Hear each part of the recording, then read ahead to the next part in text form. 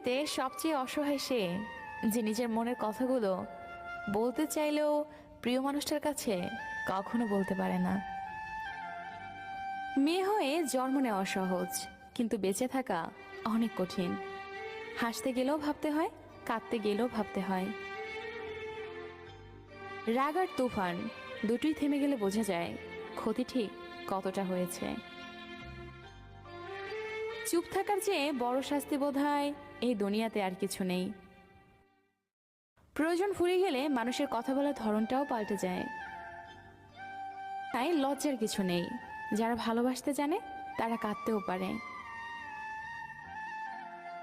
নিজের ভালো লাগা, মন্দ লাগা, কষ্টের অনুভূতিগুলো কাউকে দেখাতে পারো না, একটু চিৎকার করে কাঁদতে পারে না, শুধু মৃদু হাসির আড়ালে চোখে জল লুকিয়ে রাখে।